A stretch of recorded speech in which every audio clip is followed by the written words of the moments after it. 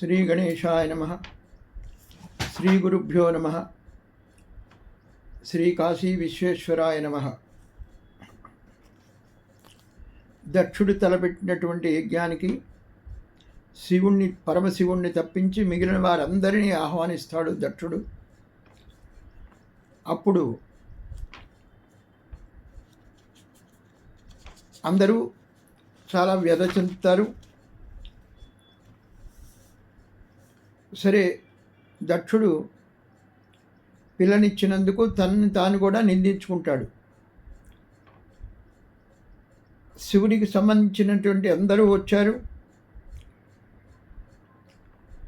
అతనికి శివునికి వామాంగం విష్ణువు, దక్షిణాంగం బ్రహ్మ అందరూ అక్కడికి విచ్చేశారు. కానీ శివుణ్ణి మాత్రం స్వాగతించలేదు దక్ష ప్రజాపతి. అప్పుడు అందరూ బాధ చెందుతూ ఉంటే దధీచి అనేటువంటి మహర్షి సభాముఖంగా పైకి లేచి శివుని యొక్క గొప్పదనాన్ని, శివుణ్ణి పిలవకపోవడానికి చాలా బాధపడుతూ అందరి దేవతలని గురించి ఇలా వర్ణించి చెప్తాడు. శివుడికి అందరూ సంబంధించినటువంటి వాళ్ళే. ఇక్కడికి వచ్చినటువంటి వాళ్ళలో శివుడికి సంబంధించని వారు ఎవరున్నారు? సితికంధరునకు నెచ్చలికాడు కాడకో అటమటీడైన ఈ అక్షభర్త, అహి కంకన్నకు మూడవ గన్నుగాడుకో పాల్మాలినట్టి పావకుండు,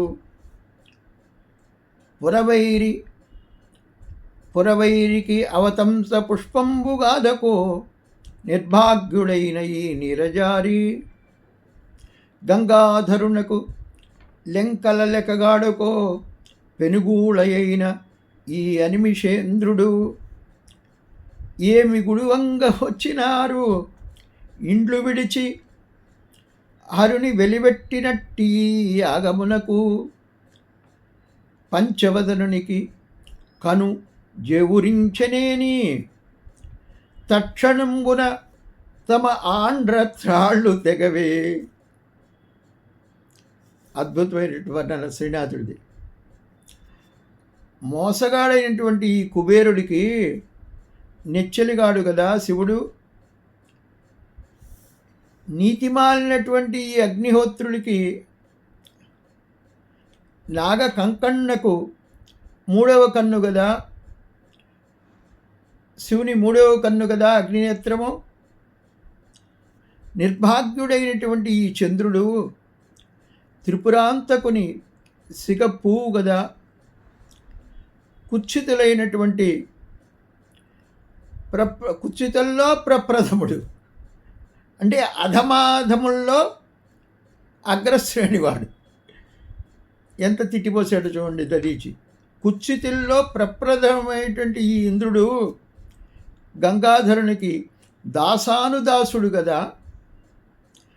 వీరందరూ కూడా శివుని వెలిపెట్టినటువంటి ఈ యాగానికి ఎందుకు వచ్చారు?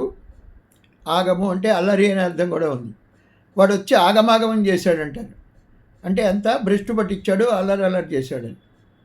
వీళ్ళందరూ తమ ఇళ్లలో నోరు మూసుకుని కూర్చోకుండా తమ ఇంట్లో వదిలి ఏమి కుడువంగా వచ్చినారు, ఏమి తినాలని వచ్చారు?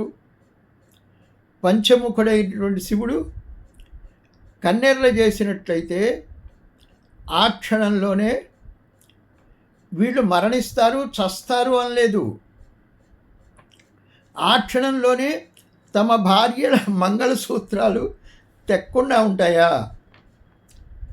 తమ ఆంధ్ర త్రాళ్ళు తెగవే. ఎంత సూటి అయినటువంటి, కఠినమైనటువంటి, గొప్పదైనటువంటి ప్రయోగం. వాళ్ళు చస్తారు అనలేదు. మీ మీ భార్యల యొక్క మంగళసూత్రాలు తెగిపోతాయి అన్నాడు దదీచి. చాలా తీవ్రంగా శ్రీనాథుడు అద్భుతంగా వర్ణించి చెప్పాడు. ఇక్కడ అనేకమైనటువంటి ప్రయోగాలు శ్రీనాథుడు అంతకుముందే వీటిని గురించి చెప్పాడు. సరస్వతీ దేవుని వర్ణిస్తూ కూడా అద్భుతమైన వర్ణన చేశాడు శ్రీనాథుడు. దాంట్లో కూడా కొన్ని ప్రయోగాలు ఇక్కడ ఉన్నటువంటి శబ్దాలను అక్కడ కూడా కొన్నిటిని ప్రయోగించారు శ్రీనాథుడు. అవతంస పుష్పంబు అవతంస పుష్పంబునందున్న సెలయేటి చేటి అని సరస్వతీదేవిని వర్ణించి చెప్తాడు శ్రీనాథుడు. ఇలాంటి ప్రయోగాలు మరి కవి ఎవరూ చేయలేడు, శ్రీనాథుడు ఇక్కడ అద్భుతంగా చేస్తాడు. ఈ విధంగా మనకి శివుడికి సంబంధించిన వాళ్ళందరూ వచ్చారు. వాళ్ళకి సిగ్గులేదు రావడానికి. ఎందుకంటే ఈ దక్ష ప్రజాపతి శివుడిని పిలవకుండానే ఇవన్నీ చేస్తున్నాడు, ఎంత తప్పు అని దదీచి అంటాడు. ఏమి కుడువంగా వచ్చినారు, ఎంత సూటిగా ప్రయోగం అండి.